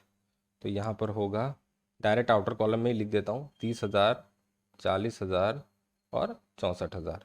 आप इन तीनों को यहाँ इनर कॉलम में लिख के टोटल आप आउटर कॉलम में भी ले सकते थे। अब ये जो दो एंट्रीज हमने की है इनकी कॉरेस्पॉन्डिंग एंट्री दास के अकाउंट में करनी पड़ेगी, यानी कि जो हमारा कंसाइनी है। तो कंसाइनी के अकाउंट में 31 मार्च 2012, 31 मार्च 2012 को हमको एंट्री करनी पड़ेगी। यहाँ पर सेल्स की जो एंट्री थी 22,50,000, तो यहाँ पर होगा to consignment account, to consignment account, bracket में लिख दो सेल्स 22,50,000, और यहाँ पर 31/3/2012 को बाय कंसाइनमेंट अकाउंट, ये हो गया एक्सपेंसेस। ठीक है, तो क्या थे, रेंट, एडवर्टीजमेंट और सेल्समैन सैलरी। कितना कितना था, 30, 40, 64, यहाँ पर 30,000, 40,000 और 64,000। तो कंसाइनी के एक्सपेंसेस तक हमने सारी रिकॉर्डिंग जो है वो कर ली। ठीक है, कोई प्रॉब्लम नहीं है। डेबिट और ये क्रेडिट लिखना भूल गया था मैं। ओके, यहां तक तो हो गया। अब आती है बारी कंसाइनी के कमीशन की। देखो यहां तक तो सारा मैंने कलर कर लिया है, ये कमीशन जो है ये बाकी है। तो दो कमीशन से, एक नॉर्मल कमीशन, एक डेल क्रेडर कमीशन। तो चलो एक एक करके दोनों को रिकॉर्ड कर लेते हैं। तो यहां पर ये जो कमीशन है ये कंसाइनमेंट बिजनेस का खर्चा होता है। ठीक है ना, कमीशन क्या होता है, कंसाइनमेंट बिजनेस का खर्चा होता है। तो फटाक से इसी डेट को होगी फिर से टू दास अकाउंट, यह है नॉर्मल कमीशन। ठीक है, और यह है डेल क्रेडिटर कमीशन। अब अमाउंट तो हमने ऑलरेडी कैलकुलेट करके रखा ही है अलग अलग, तो देख लेते हैं कितना है। 67,500 और 33,750। तो 67,500 और 33,750। ओके, ये हमने एक्सपेंस रिकॉर्ड कर दिया, कंसाइनमेंट बिजनेस का एक्सपेंस है। अब दास के अकाउंट में करस्पॉन्डिंग एंट्री देनी पड़ेगी। यहां पर बाय कंसाइनमेंट, यहां पर क्या होगा, नॉर्मल, ये दास के अकाउंट में हम लोग कर रहे हैं। ठीक है ना, नॉर्मल कमीशन और यहाँ डेल क्रेडर कमीशन। ठीक है ना, डेल क्रेडर कमीशन। तो कितना कितना फिगर था, 67,500, 33,750, 67,500 और 33,750। यहाँ तक भी आपको कोई डाउट नहीं होना चाहिए, बिल्कुल सिंपल है, कोई डाउट की यहाँ पर बात ही नहीं है। सर इतना अच्छे से आप समझा रहे हो तो डाउट क्यों आएगा। ठीक है, अमाउंट हमने पहले कैलकुलेट कर रखा था, 22,50,000 पे 3% 67,500 और 1.5% 33,750 सेल के फिगर पे, टोटल सेल के फिगर पे हमने कैलकुलेट किया है। ओके, अब देखो यहां पर जो बैड डेट की बात कही गई है, ये जो बैड डेट हमारा था 60,000 रुपए का, इससे कंसाइनर को कोई मतलब नहीं है, क्योंकि कंसाइनर ने तो जादू मंत्र चला दिया, डेल क्रेडर कमीशन देके, डेल क्रेडर कमीशन दे दिया। मतलब बैड डेट्स का जो भी रिस्क है वो किसका, कंसाइनी का। कंसाइनी अपना समझ लेगा बैड डेट्स। तो कंसाइनी के बुक्स में जब अकाउंटिंग करेंगे उस समय बैड डेट्स को ख्याल में रखना है, बाकी कुछ भी ख्याल में नहीं रखना है। ओके, तो अब हमको क्या काम करना पड़ेगा, अब हमको निकालना पड़ेगा क्लोजिंग स्टॉक का वैल्यू। क्योंकि देखो 5,000 किलो भेजा था, 125 किलो उसमें से एबनॉर्मल लॉस हो गया, 50 किलो उसमें से नॉर्मल लॉस हो गया, बचा कितना, सॉरी 3750 केजी उसमें सेल हो गया। तो हमारे पास जो बचा उसका हिसाब हमको लगाना पड़ेगा। तो उसका थोड़ा सा कहाँ पर करूँ, यहाँ पे कर लेते हैं, कैलकुलेशन ऑफ, ये लिखना वर्किंग नोट नंबर 2। ठीक है, working note number 2, calculation of closing stock. ठीक है, तो देखो यहां पर हमको क्लोजिंग स्टॉक की कैलकुलेशन कैसे करनी है, ध्यान से देखना। जितना गुड्स हमारा मुंबई से चल के कोलकाता पहुंचा था उसके बारे में पहले बात करते हैं। तो देखो यहां पर लिखो क्वांटिटी दैट रीच्ड कोलकाता, कितना हमारा कोलकाता पहुंचा था, या ऐसे लिखते हैं, छोड़ो इसको छोड़ो, ऐसे लिखते हैं गुड्स सेंट ऑन कंसाइनमेंट, कितना था हमारा 5,000 केजी। ठीक है, यहां पर लेस डैमेज्ड इन ट्रांजिट, कितना था हमारा, कितना डैमेज हुआ था, 125 केजी डैमेज हो गया था। ओके, तो गुड्स दैट रीच्ड कोलकाता कितना होगा, 5,000 माइनस 125, तो वो हो जाएगा 4875। कितना? 4875 kg। अब लेस करेंगे यहाँ से क्या? Normal loss.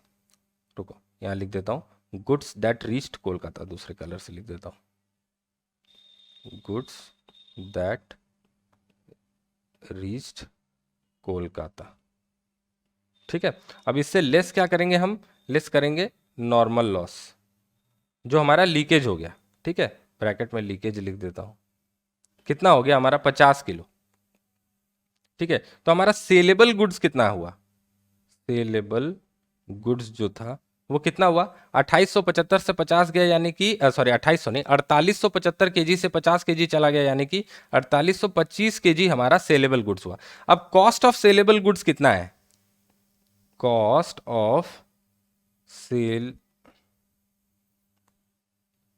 सेलेबल गुड्स जो है ये कितना है? इसमें देखो, जब भी गुड्स की कॉस्ट हम निकालते हैं तो उसमें जो नॉर्मल कॉस्ट प्राइस है उसमें कौन से एक्सपेंसेस ऐड करते हैं? Non recurring expenses. ठीक है ना, जो क्लोजिंग स्टॉक की वैल्यू निकालने के लिए हमको, आपको मैंने लास्ट लेक्चर में भी बताया था, लास्ट प्रॉब्लम जो मैंने आपको कराई थी XY वाली, उसमें बोला था कि सिर्फ नॉन रिकरिंग एक्सपेंसेस जो होती है वो ऐड होगा।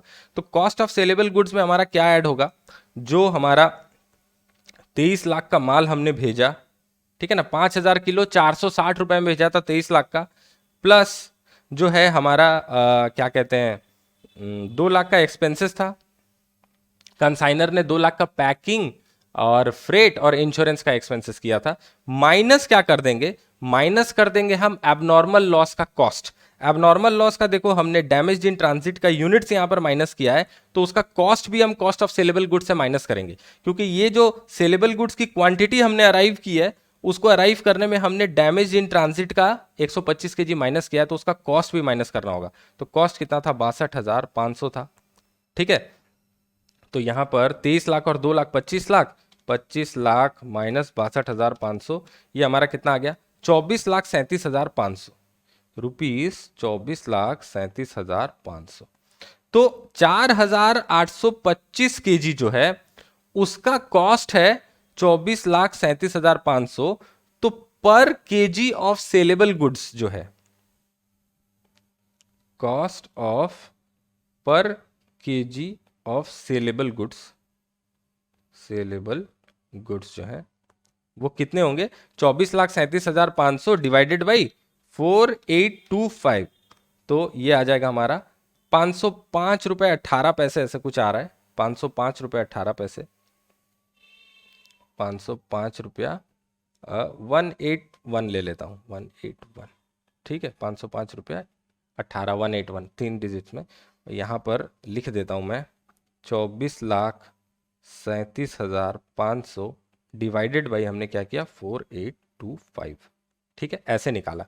अब हमारे क्लोजिंग स्टॉक में यूनिट्स कितने पड़े हुए हैं? देखो, कोलकाता सेलेबल कंडीशन में हमारा पहुंचा था गुड्स, कोलकाता में हमारे सेलेबल गुड्स कितने हैं? 4825 और 3750 केजी हमने बेच दिया था। 4825 हमारे पास थे कोलकाता में, उससे 3750 केजी हमने बेच दिया, तो 1075 केजी हमारा था वहां पर। ठीक है ना, तो units quantity lying as closing stock, ये कितना होगा हमारा? देखो 4825 जो हमारा था केजी, ठीक है ना, उससे हमने बेच कितना दिया? 3750, सॉरी, कितना बेचा एक बार देख ही लेता हूं, 3750 ही बेचा है शायद, कहाँ है? हाँ, 3750 किलो, 3750 किलो ही बेचा है। तो यहाँ पर यहाँ माइनस करेंगे 3750 केजी, तो आ जाएगा हमारा 1075 केजी, 1075 केजी। तो कॉस्ट कितना आएगा? देखो, कॉस्ट ऑफ क्लोजिंग स्टॉक जो होगा वो कैसे आएगा? वो हमको ये जो है इससे मल्टीप्लाई करना पड़ेगा 1075। ठीक है ना, ये पर यूनिट पर केजी कॉस्ट है हमारी गुड्स की। नॉर्मल लॉस को माइनस करने के बाद, नॉर्मल लॉस को कंसीडर करने के बाद पर यूनिट कॉस्ट आ रही है ये। ठीक है, तो जो हमारा 500 रुपया का कॉस्ट था वो 505 बन गया। जो पहले हमारा 500 रुपया का कॉस्ट था वो 505 रुपया 18 पैसा बन गया, क्योंकि 50 केजी हमारा नॉर्मल लॉस हो गया लीकेज से। उसको 1075 से मल्टीप्लाई कर देंगे, तो 1075 इंटू 505 0.181, तो ये आ रहा है 543,070, 543 रुपीज 543,070। आशा करता हूं कि आपको इसको समझने में कोई भी दिक्कत नहीं हुई होगी। मैं यहां पर लिख देता हूं 505.181 इंटू 1075। ठीक है, आशा करता हूं कि आपको इसको समझने में कोई दिक्कत नहीं आई होगी। एक बार फिर से बता देता हूं, देखो यहां पर बता देता हूं, कहां गया, ये रहा, यहां देखो, यहां देखने से अच्छे से समझ में आएगा। देखो हमारा यहां से मुंबई से चला था 5,000 केजी तेल, ठीक है, कैस्टर ऑयल 5,000 केजी चला था। रास्ते में 150 केजी खत्म हो गया, तो बचा कितना, 4,875 किलो। उसमें फिर नॉर्मल लॉस 50 केजी हो गया, तो बचा कितना, 4,825 किलो। इस 4,825 किलो के पीछे हमारा खर्चा कितना आया, 4,825 किलो के पीछे हमारा कितना खर्चा आया, 460 केजी करके माल का कॉस्ट था। फिर यहां पर 23 लाख हो गया, यहां पर 23 लाख हो गया, यहां पर 2 लाख हो गया, 25 लाख। और ये जो 125 केजी एबनॉर्मल लॉस हुआ है, इसका कॉस्ट माइनस कर देंगे, क्योंकि एबनॉर्मल लॉस को हम अलग दिखाएंगे, इसका कॉस्ट और कंसाइनमेंट बिजनेस में हम नहीं रखेंगे। क्योंकि देखो कंसाइनमेंट अकाउंट से भी हमने एबनॉर्मल लॉस का कॉस्ट को आउट कर दिया है, तो 62,500 रुपए माइनस कर देंगे। तो 23 लाख और 2 लाख 25 लाख, उससे माइनस कर दिया 62,500, तो टोटल 25 लाख माइनस 62,500 कर दिया, तो आ गया 24,37,500। 24,37,500 को हमने डिवाइड किया 4825 से, जो हमारे पास कोलकाता में गुड्स बचे हुए थे, नॉर्मल लॉस होने के बाद जो अच्छे गुड्स थे, 4825। तो पर यूनिट कॉस्ट हमारा 505 रुपए 18 पैसे आया। शायद आपको दिखेगा कि नहीं कैलकुलेटर में, पता नहीं, जो भी 505 रुपए 18 पैसे आया।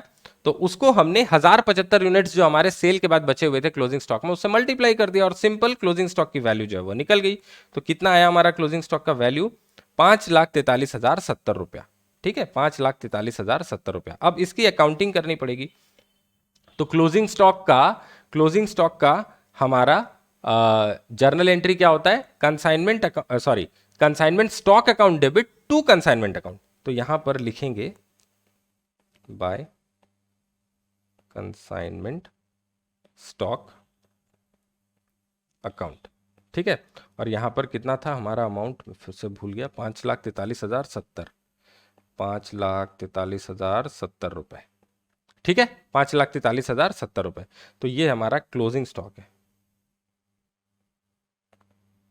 तो ऑटोमेटिक हमारे नॉर्मल लॉस की ना भरपाई वहीं पर हो गई। जब हमने नॉर्मल लॉस का क्वांटिटी माइनस करके नेट क्वांटिटी जो है टोटल कॉस्ट से डिवाइड किया, तो हमारा कॉस्ट जो है वो 500 रुपए से बढ़ के 505 रुपए 18 पैसे हो गया। ये जो 5 रुपए 18 पैसे बढ़ा, वो 50 केजी नॉर्मल लॉस का कॉस्ट जो था हमने बाकी यूनिट्स में डिस्ट्रीब्यूट कर दिया, उससे थोड़ा सा कॉस्ट बढ़ गया, उसकी भरपाई भी वैसे ही हो गई। ठीक है ना, अलग से नॉर्मल लॉस के लिए कोई अकाउंटिंग एंट्री पास करने की जरूरत नहीं पड़ी। ठीक है, तो कंसाइनमेंट अकाउंट जो है, यहाँ वर्किंग नोट नंबर 2 लिख देना कंसाइनमेंट स्टॉक का। और कंसाइनमेंट स्टॉक अकाउंट भी हमने बना रखा है यहाँ पर। हाँ, कंसाइनमेंट स्टॉक अकाउंट में यहाँ पर सिर्फ एक ही एंट्री होगी और कुछ नहीं, by consignment account, sorry by लिख रहा हूँ, टू कंसाइनमेंट अकाउंट। कितना, 5,43,070, 543,070। ये क्या है हमारा क्लोजिंग स्टॉक। ठीक है, ये भी हमने लिख दिया। इस अकाउंट का हमारा क्लोजिंग बैलेंस पड़ा हुआ रहेगा, जो अगले साल हमारे कंसाइनमेंट अकाउंट का ओपनिंग बैलेंस बनेगा। अगले साल हमारे कंसाइनमेंट अकाउंट का ये ओपनिंग बैलेंस, जैसे ट्रेडिंग अकाउंट में हम ओपनिंग स्टॉक डेबिट साइड में लिखते हैं, क्लोजिंग स्टॉक क्रेडिट साइड में लिखते हैं, वैसे ही हम जब अगले साल ये कंसाइनमेंट अकाउंट बनाएंगे दास के साथ, फिर 1 अप्रैल को जो नया कंसाइनमेंट अकाउंट बनाएंगे, वहां पर यही कंसाइनमेंट स्टॉक अकाउंट जो यहाँ का क्लोजिंग बैलेंस था, वो अब ओपनिंग स्टॉक की तरह यहां पर डेबिट में सबसे ऊपर आ जाएगा। जैसे नॉर्मल बिजनेस में हम करते हैं, वैसे ही यहां पर भी करना पड़ेगा। तो ये अकाउंट जो है ना, ये क्लोज नहीं होगी, इसका कोई भी बैलेंस कहीं पर ट्रांसफर नहीं होगा, इसका कोई भी बैलेंस कहीं पर ट्रांसफर नहीं होगा, ये डायरेक्ट बैलेंस शीट में जाएगा। ठीक है ना, ये डायरेक्ट बैलेंस शीट में जाएगा। तो इसको ऐसे ही रहने देना। ओके, यहां पर आप कर सकते हो एक चीज, बाय बैलेंस कैरेट डाउन, और ये होगा 543,070। यहाँ पर आप दोनों साइड का टोटल लगा दो, 543,070, 543,070 टोटल ऐसे कर दो। यहाँ डेट दे दो 31/3/2012, इधर भी 31/3/2012, और इसको टू बैलेंस बीडी ये 1/4/12 को टू बैलेंस ब्रॉट डाउन ये होगा 543070। तो कंसाइनमेंट स्टॉक अकाउंट की कहानी जो है यहाँ पर खत्म हो जाती है। ठीक है, तो क्लोजिंग स्टॉक जो है वो हमने कंसाइनमेंट अकाउंट में लिख लिया है। क्लोजिंग स्टॉक हमने कंसाइनमेंट अकाउंट में लिख लिया है। अब हमारा क्या बाकी रह गया देखने को, अब हमारा देखो कुछ भी बाकी नहीं रहा। क्लोजिंग स्टॉक भी हमने देख लिया। बैड डेट की अकाउंटिंग दास के बुक्स में तो नहीं करनी पड़ेगी। स्वास्तिक ऑयल मिल के बुक्स में बैड डेट की कोई अकाउंटिंग करने की जरूरत नहीं है। अब हमारा वैसे कुछ बाकी नहीं रहा। अब फाइनल सेटलमेंट, जो पैसा दास स्वास्तिक को भेजेगा ऑन 31 मार्च, उसकी कैलकुलेशन करनी है। तो यहां पर इसके लिए हमको कोई वर्किंग नोट अलग से बनाने की जरूरत नहीं पड़ेगी। हमको क्या करना है, बस दास का जो अकाउंट हमने यहां पर बनाया है, दास का जो अकाउंट यहां पर हमने बनाया ना, इसकी बैलेंसिंग फिगर निकाल लेंगे तो उससे हमको पता चल जाएगा। कैसे, देखो ये कैसे होता है, ये कैसे पता चलता है दास के अकाउंट से, लॉजिक भी बता देता हूं। देखो दास का जो अकाउंट है ना, उसके डेबिट साइड में आप क्या लिखते हो पता है? दास से जो लेना है, दास से जो जो लेना है, और यहां क्या लिखते हो? दास को, हिंदी लिखने में समस्या हो रही है, इतने दिन बाद लिख रहा हूं, दास को जो देना है। ठीक है, दास को हमको जो पैसे देने हैं वो हम लिखेंगे क्रेडिट साइड में, और कंसाइनी यानी कि दास से जो पैसे लेने हैं वो लिखेंगे डेबिट साइड में। अब देखो कंसाइनी ने हमारे बिहाफ में सेल किया 22,50,000 का, तो ये 22,50,000 हमको कंसाइनी से लेने हैं, इसलिए हमने डेबिट साइड में लिखा है। कंसाइनी को हमको क्या पैसा देना है? कमीशन उसको देनी है, उसने अपने जेब से जो एक्सपेंसेस किए हैं वो देना है। तो वो कहां पर आ रहा है? देखो कंसाइनी ने जो भी एक्सपेंसेस किए हैं वो इधर आ रहा है। ठीक है, यानी कि क्रेडिट साइड में उसको हमको ये पैसे देने हैं, और जो कमीशन उसका बनता है नॉर्मल कमीशन और डेल क्रेडिटर कमीशन वो इधर आ रहा है। तो दास को जो भी देना है, ये जो कंसाइनी, इसको जो भी हमको पैसा देना है वो आ रहा है क्रेडिट साइड में, जो भी दास से हमको लेना है वो आ रहा है डेबिट साइड में। तो लेना जो है डेबिट साइड में, देना जो है क्रेडिट साइड में, तो दोनों को बैलेंस करोगे तो फाइनल कितना अमाउंट लेने देने को कट कुटा के आपका निकलेगा वो इस अकाउंट से ही निकल जाएगा। अलग वर्किंग नोट बनाने की जरूरत नहीं है। ठीक है, तो देखो टोटल कितना आएगा, 22,50,000। पहले टोटल लिख लेते हैं, 22,50,000, इधर भी 22,50,000। ओके, ये लिख लिया हमने। अब यहां पर हमको बैलेंसिंग फिगर इधर आएगा, तो 22,50,000 से ये सारे माइनस करता हूं, 22,50,000 minus 30,000 minus 40,000 minus 64,000 minus 67,500 minus 33,750। तो ये कितना हो गया? 20,14,750 रुपए। कितना आ गया बैलेंस हमारा? 20,14,750 रुपए। यानी कि दास से ये जो क्या है, स्वास्तिक ऑयल मिल की क्या है, हाँ ये स्वास्तिक ऑयल मिल को कितने पैसे लेने हैं लास्ट में, सब कुछ हिसाब करने के बाद 20,14,750। तो 22,50,000 का सेल किया था उसने, और वहां से अपने एक्सपेंसेस और अपना कमीशन काट के 20,14,750 रुपया वो भेजेगा। तो यहां पर क्या लिखेंगे हम? देखो क्वेश्चन में यहां पर क्या लिखा है, क्वेश्चन में लिखा है assuming that Das paid the amount due by bank draft. तो दास ने जो अमाउंट ड्यू था वो बैंक ड्राफ्ट से पे कर दिया है, तो हम यहां पर क्या लिखेंगे? By bank account. क्या लिखेंगे? बाय बैंक अकाउंट, क्योंकि ये पैसा हमको दास से मिला है। क्योंकि एंट्री क्या होगी? Bank account debit to Das, bank account debit to Das, क्योंकि बैंक में पैसे आ गए और दास से मिले, तो बैंक अकाउंट डेबिट टू दास, तो दास अकाउंट को क्रेडिट कर दिया, बैंक अकाउंट को डेबिट कर दिया, और यहां पर ब्रैकेट में लिख दो फाइनल रेमिटेंस। ठीक है ना, यहां बैलेंसिंग फिगर लिख देना। ओके, फाइनल रेमिटेंस हो गया, पैसे मिल गए। अब एक चीज और क्या बाकी है? कंसाइनमेंट का हमको प्रॉफिट कैलकुलेट करना है। तो कंसाइनमेंट का प्रॉफिट कहां से निकलेगा? मैंने क्या बोला कि कंसाइनमेंट अकाउंट जो होता है वो कंसाइनमेंट बिजनेस का प्रॉफिट एंड लॉस अकाउंट होता है। तो आप कंसाइनमेंट अकाउंट को बैलेंस कर लो, आपको प्रॉफिट मिल जाएगा। ओके, तो यहां पर ये जो है लकीर खींच के पहले इस साइड का, क्रेडिट साइड का टोटल लगा लेते हैं। तो इन तीनों का 62,500, 22,50,000 और 543070, इन तीनों का टोटल लगाएंगे। 62,500 प्लस 22,50,000 प्लस 543070, ये आ गया हमारा 28,55,570।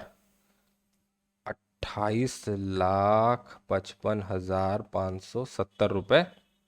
इधर भी वही लिख दो, 28,55,570 रुपए। ठीक है, अब इससे माइनस क्या करेंगे? माइनस करेंगे, देखो 23 और 2 25 लाख, 25 लाख माइनस कर दिया। इसका कॉस्ट है 30,000 माइनस 40,000 माइनस 64,000, ये भी माइनस कर दिया ये तीनों। फिर कमीशन 67,500 नॉर्मल कमीशन, और डेल क्रेडिटर कमीशन 33,750, ये भी माइनस कर देने के बाद 1,20,320 रुपए प्रॉफिट आ रही है। 1,20,320 रुपए, ये क्या होगा? To profit and loss account. ठीक है, फाइनल जो कंसाइनमेंट का जो प्रॉफिट होगा वो प्रॉफिट एंड लॉस अकाउंट में ट्रांसफर होगा। तो यहां पर लिखेंगे प्रॉफिट ऑन कंसाइनमेंट ट्रांसफर्ड। ठीक है, तो कंसाइनमेंट का प्रॉफिट कितना आया? 1,20,320 रुपए। ये यहां पर बैलेंसिंग फिगर ऐसे लिख देना, छोटा सा ब्रैकेट में बैलेंसिंग फिगर है ये। ओके, तो प्रॉफिट एंड लॉस अकाउंट तो हम बना नहीं रहे हैं, इसलिए इसकी करस्पॉन्डिंग एंट्री हम कर नहीं पाएंगे। तो ये जो है हमारा कंसाइनमेंट अकाउंट हो गया। उसके बाद दास अकाउंट भी हमारा हो गया। अब नॉर्मल लॉस अकाउंट तो पहले ही हमने क्लोज कर दिया था। उसके बाद good Saint on consignment account का जो ईयर एंड में बैलेंस पड़ा रहेगा वो 31 मार्च 2012 को आप ट्रेडिंग अकाउंट या परचेज अकाउंट में ट्रांसफर कर दो। तो मैं यहां पर परचेज अकाउंट में ही ट्रांसफर कर देता हूं। By purchase account 23 lakh. ठीक है, इसका लॉजिक भी मैंने आपको ऑलरेडी समझा रखा है। तो ये अकाउंट भी क्लोज हो गया। ओके, चलो ये अकाउंट भी क्लोज हो गया। कंसाइनमेंट स्टॉक अकाउंट भी हमने देख लिया। तो चारों अकाउंट्स जो हैं जो कंसाइनर के बुक्स में बनते हैं वो हमने यहां पर कर लिए। क्लास काफी लंबी हो गई है, आज इसको और खींचूंगा नहीं।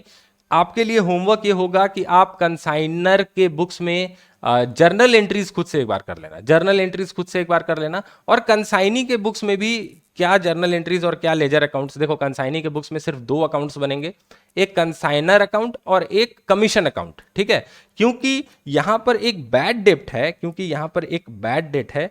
जो कंसाइनी का लॉस है, जो कंसाइनी का लॉस है, क्योंकि उसको तो डेल क्रेडिटर कमीशन मिल रहा है, तो कंसाइनर तो ये लॉस बियर नहीं करेगा। ये लॉस कौन बियर करेगा? कंसाइनी। तो एक बैड डेट अकाउंट आप खोल सकते हो अगर चाहो तो। ठीक है, तो ये 3 अकाउंट खोलना आपके लिए होमवर्क होगा। मैं अगले क्लास की शुरुआत करूंगा कंसाइनी के बुक्स में अकाउंटिंग जो है वो करके, अगले क्लास की शुरुआत में वहां से करूंगा। ठीक है, पर आपके लिए होमवर्क होगा कि आप कंसाइनर के बुक्स में, कंसाइनर यानी कि क्या है? स्वास्तिक ऑयल मिल, इसके बुक्स में जो है वो जर्नल एंट्रीज करो। ठीक है, और दास के बुक्स में लेजर अकाउंट्स जो है वो बना लो। ठीक है, इतना आप प्लीज कर लेना, नहीं तो आपका जो है क्या कहते हैं, ये चीजें जो मैंने आपको बताई वो समझ में आएंगी नहीं। और एक चीज आप मेरे को बता देना कि नॉर्मल लॉस का आपको बिल्कुल आराम से समझ में आया कि नहीं। अगर आपको थोड़ा सा भी डाउट है नॉर्मल लॉस से रिलेटेड, एक बार मतलब एक बार में अगर समझ में नहीं आया तो वीडियो को एक बार फिर से रिवाइंड करके देख लेना। उसके बाद भी अगर आपको डाउट लगता है तो मेरे से आप पूछ सकते हो टेलीग्राम ग्रुप में, लिंक आपको डिस्क्रिप्शन में तो मिल ही जाएगा हमेशा की तरह। ठीक है ना, तो इस वीडियो को देखने के लिए आपका बहुत बहुत धन्यवाद। आशा करता हूं कि आपको जो भी चीजें मैंने बताई वो समझ में आई होंगी। अगर अच्छी लगी तो वीडियो को लाइक और शेयर कर देना, चैनल को भी सब्सक्राइब कर लेना। मैं आपसे मिलूंगा अगले वीडियो में, तब तक के लिए बाय बाय।